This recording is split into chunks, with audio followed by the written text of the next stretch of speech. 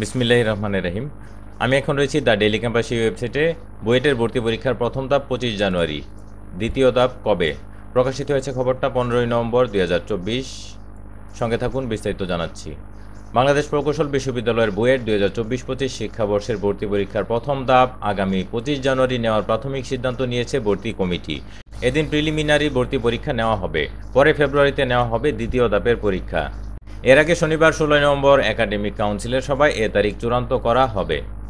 বুয়েটের মেকানিক্যাল ইঞ্জিনিয়ারিংয়ের ডিন এবং ভর্তি বিষয়ক বিভিন্ন কমিটির চেয়ারম্যান অধ্যাপক ডক্টর মোহাম্মদ জহুরুল হক এ তথ্য জানিয়েছেন। তিনি বৃহস্পতিবার 14 নভেম্বর বলেন, শনিবার একাডেমিক কাউন্সিলের সভায় তারিখ চূড়ান্ত হবে।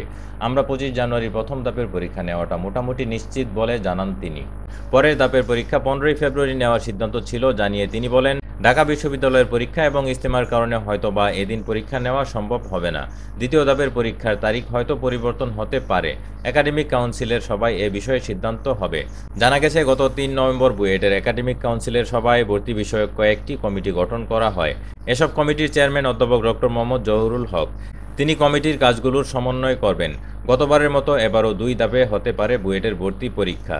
গত বছর প্রথম ধাপে এমসিকিউ পদ্ধতিতে 100 নম্বরের প্রাক নির্বাচনী পরীক্ষা হয়েছিল। এরপর এমসিকিউ উত্তীর্ণদের নিয়ে দ্বিতীয় ধাপে লিখিত পরীক্ষা নেওয়া হয়।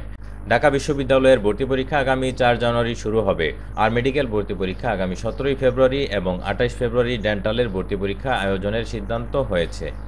এই ছিল সংবাদ। পরবর্তী আপডেট পেতে চ্যানেলটি সাবস্ক্রাইব করে সঙ্গে থাকুন। বিদায় নিচ্ছি, আল্লাহ হাফেজ।